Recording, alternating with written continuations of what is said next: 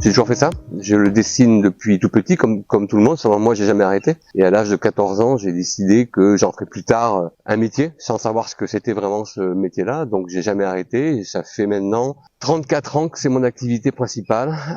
J'ai commencé à l'âge de 20 ans dans le dessin animé sur Paris, tout en ayant la bande dessinée comme point de mire. J'ai fait des albums. Et maintenant, je fais de la bande dessinée, vraiment que de la bande dessinée depuis une quinzaine d'années maintenant.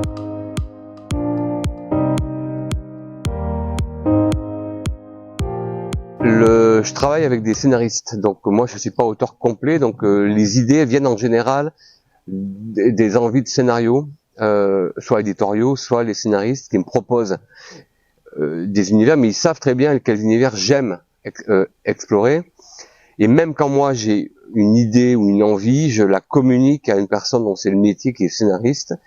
Et à ce moment-là, je suis pas à l'initiative du scénario, je suis à l'initiative de l'idée, et je laisse par contre travailler un scénariste.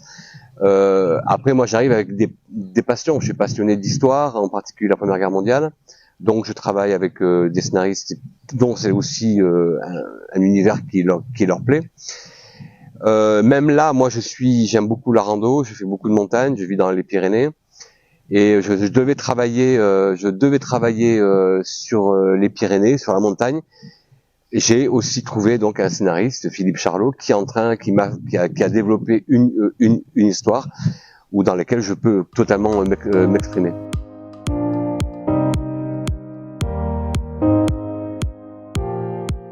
Je travaille différents univers graphiques, donc à chaque fois j'essaie de me rapprocher d'auteurs qui me parlent au niveau de ces univers graphiques. J'en parlerai que de deux. Le premier parce que c'est lui qui m'a insufflé cette passion, c'est Franquin, le dessinateur de Gaston Lagaffe. C'est lui le déclencheur de tout et il me guide encore dans certains aspects de son travail. Et sinon, c'est Moebius dans la perfection de son travail et dans la perspective qu'il donne à tous ces univers.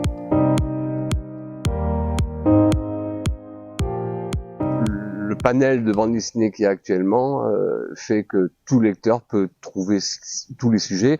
Tous les auteurs peuvent s'exprimer sur tous les sujets.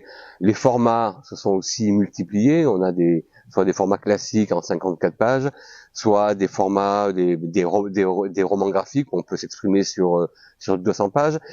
Et c'est vrai que le médium bande dessinée permet de faire passer certains, alors pas des messages, mais certains sujets d'une manière plus moins dur, on va dire. C'est vrai que l'image parle beaucoup, aide aussi. Moi, par exemple, j'ai fait 2 albums aux éditions Duno. C'est l'histoire de la gauche en bande dessinée, l'histoire de la droite en bande dessinée. C'est le travail, et je pense que si l'historien avait dû faire un livre sur ça, je pense que ça aurait été un petit peu compliqué à appréhender. C'est vrai que là, le dessin permet. Alors, ces albums parlent depuis la Révolution française jusqu'à maintenant, l'évolution de la gauche, avec les grandes dates, les grands événements, les grandes personnes qui ont participé à ça, et la droite pareil. Et c'est vrai que là, on touche un public qui n'aurait pas forcément ouvert de livres, de romans ou de livres d'histoire.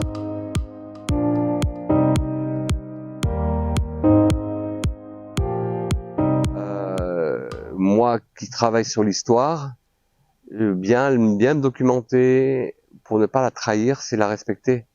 Alors je suis pas un historien, je peux me tromper sur le nombre de boutons, mais ce qui m'intéresse, moi, c'est de me rapprocher d'historiens qui vont me donner l'état d'esprit et les intentions. Et on travaille sur des intentions, en fait.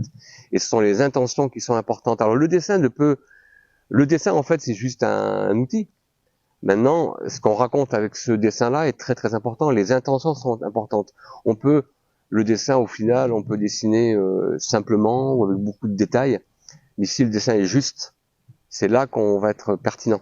Et c'est cette justesse qu'il faut essayer de trouver.